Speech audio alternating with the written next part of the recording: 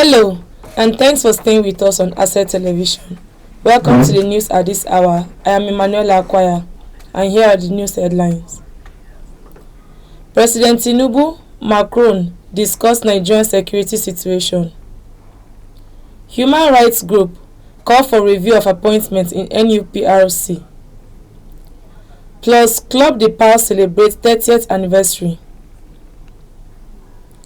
President Bola Tinubu and his French counterpart Emmanuel Macron on Sunday held talks on the security crisis facing the country, touching on areas of collaboration. The telephone conversation held as a United States delegation comprising the U.S. ambassador to Nigeria and other top officials, parleyed with the National Security Advisor Nuhu Ribadu in Abuja on the reported Christian persecution and killings in the country. In a message posted on X on Sunday, Macron said he spoke with President Tinubu and affirmed that France will strengthen its partnership with Nigerian authorities.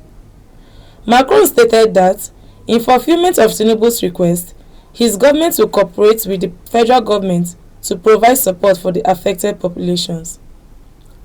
Macron's statement follows a wave of gun attacks and kidnappings, particularly in schools and communities across the northern region, that have drawn international condemnation. The French leader's solidarity comes days after Tinubu swore in a new Minister of Defense, General Christopher Musa, with a charge to deliver quick results. Arewa Consultative Youth Movement leadership joins calls for forensic investigation of Federal Inland Revenue Service, Zak Adedeji, demands his temporary step aside over unconstitutional activities.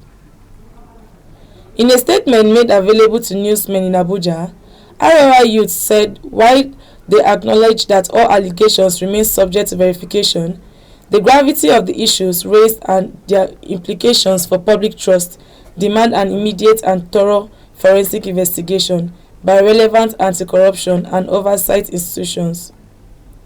They also said, after further consultations, the Arewa Youth Movement shall proceed with a formal vote of no confidence should these concerns remain unaddressed or if appropriate steps are not taken by the authorities. Transparency Center Network, a notable human rights group based in Abuja, has called for urgent review of alleged corruption, irregularities, and reckless abuse of due process in the recent promotions conducted by the Nigerian Upstream Petroleum Regulatory Commission (NUPRC).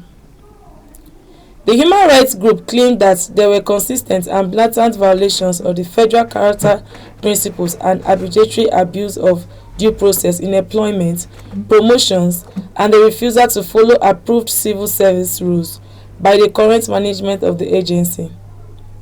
In a petition signed by the national coordinator, Comrade Basi Nugent Ekamo, JP, are dispatched to the National Assembly, the Federal Civil Service Commission, the Federal Character Commission, and the Head of Service of the Federation. The group alleged, among others, that cases of executive recklessness has reached unprecedented heights in recent times in the commission, which only one ethnic group dominating the agency at the detriment of others.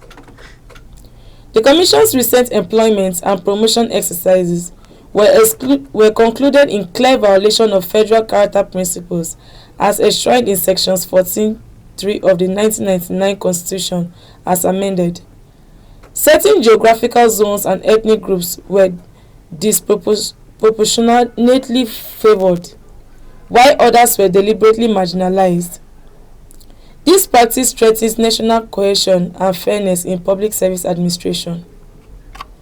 On allegations of corruption and financial impropriety, the group claimed that the current management of the agency engaged in high-scale contract inflation, financial mismanagement, and other unethical practices in recruitment, procurement, and licensing regime, while also alleging that top government officials engaged in employment racketeering. The group called for thorough and comprehensive investigation into the employment deals, promotion manipulation, and financial misconduct allegedly perpetrated by the management of the agency since the past 3 years. It also called for proper sanctions and the prosecution of individuals found culpable in the alleged reckless abuse of positions and the extant provisions of the federal character principle, as well as compel the agency to henceforth adhere strictly to public service rules. The Comptroller General of Customs, Adewale Adeniyi, presided over his first meeting as chairperson of the World Customs Organization Council, steering the 93rd session of the Policy Commission in Antigua, Guatemala, deepening Nigeria's visibility in global customs governance. The session drew heads of customs administrations and senior delegates from across the WCO's 6 regions. The controller urged delegates to engage constructively on issues shaping the global customs landscape. He was joined at the occasion by WCO Secretary General Ian Saunders and Guatemala's Vice Minister of Public Finance, Honorable Patricia Joaquin, who delivered remarks on behalf of the host government. It will be recalled that CGC Adeniyi's election as WCO Council Chair in June 2025 was widely regarded as a milestone for Nigeria and the African continent, placing the country at the helm of an organization with 187 member administrations. Asset TV will be back after the short break. Stay tuned.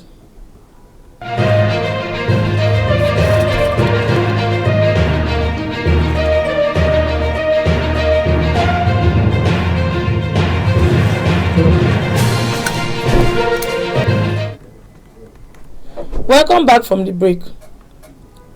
President of a socio-cultural group, Club the Pals, Richard Ndu, at the weekend called for renewed hope of members as well as commitment to being together at all times. He made the remarks during the 30th anniversary celebration of the club in Abuja. Ndu said the club has a forward ever slogan which has attracted members to each other over the years. Distinguished ladies and gentlemen, the fact that this club is still standing after 30 years is a testimony that there is something good about it. At least that there is power in unity. For these past 30 years, we will be lying if we say we have not offended one another. But we have also come to realize that to err is human and to forgive is divine. Thus, we are ready to forgive ourselves and move ahead. Because this club can only be greater, better, and sweeter together. In the course of this journey, the club has had reasons to add its voice to happenings in the polity, particularly in our home state, Benue. Other members at the event, which includes fundraising for the new secretariat of the club and presentation of awards to past presidents, spoke glowingly about Club the Pals. At 30 years, Club the Pals represents an enduring institution that has, through its activities, are managed by dedicated professionals, as offered valuable services in personal wealth management to consummate professionals in Abuja. Let me start by laying the foundation for my speech, first by focusing on investment clubs in general, and then concluding by focusing on Club the Pals Bank. What this great organization has done is not out of the ordinary. It is consistent.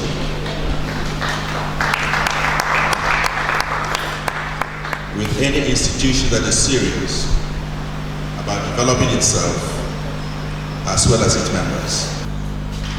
The club has done very well in terms of human social and economic development. It's not easy. Very few bodies or clubs do render this level of services to members. And I'm sure a lot of bodies would like to come and take you as a role model. Same thing with me, I'll take this back to my community. I've seen something like, let us copy. I don't know how far we can go on this journey, but I wish we will take something back to my community. Because those of us here are the change makers. So feel free, don't be discouraged by the numbers. Those of us here can move mountains. We are not looking at fake numbers, we're looking at quality. And here you have quality. You have people that are qualified to be president of this country here in this hall. We have people who are qualified to be senators, to be ministers, to be governors, to be corporate CEOs. And indeed, some of them are. So we do not lack any important personality in this arena. So please feel free and let us have a very good occasion, very memorable celebration of our 30 years of existence. It is a very big pleasure to congratulate Club The Pals on their 30th anniversary. 30 years is no joke, 30 years is not a day. For them to attain this height of 30 years only says how much they have been persistent and resilient.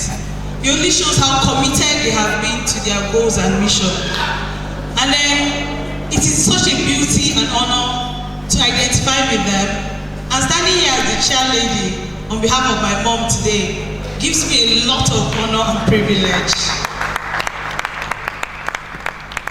I'd like to say a very huge congratulations to Club The Pals. I'd like to acknowledge all our contributions to the TIF Society, to Benue at large. I would also like to say that all you're doing for humanity is well observed, is well noticed by the world. Keep doing what you're doing. I am very sure this is not the end of it, this is just the beginning.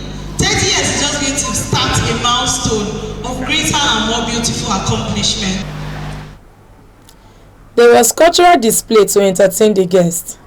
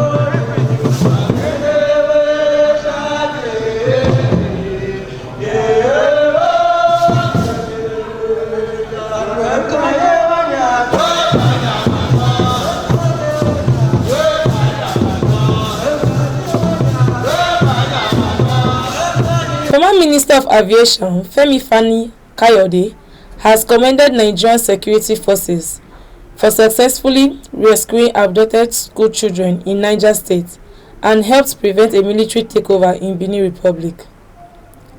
In a post on his X handle on Monday, Fani-Kayode said about 100 children abducted from a school in Papiri, Niger State, a few weeks ago were rescued by Nigerian security operatives. Kayode also said that the Nigerian armed forces intervened to stop an attempted coup in the neighboring country.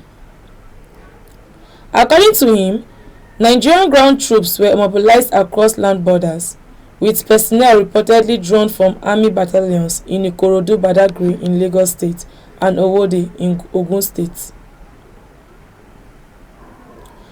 World Bank loans to Nigeria between 2023 and 2025 are projected to reach $9.65 billion by the end of this year, as fresh approvals, ongoing negotiations and disbursements gather pace across key sectors.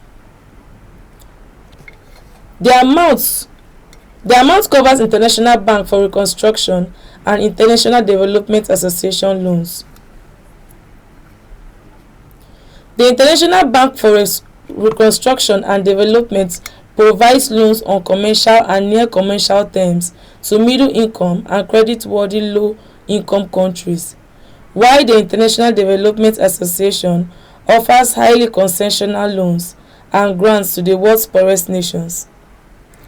The figures show a steady build-up of commitment, with government officials pushing ahead with digital infrastructure, social protection, power, education, and health programs, while defending the concessional nature of the borrowings. The federal government is expected to secure another $500 million facility on December 19, 2025, under fostering inclusive finances in Nigerian projects. The operation is being prepared for board consideration and will be implemented through the Development Bank of Nigeria. And this is the news at this hour. Do follow us on all our social media handles. I'm Emmanuel Macron.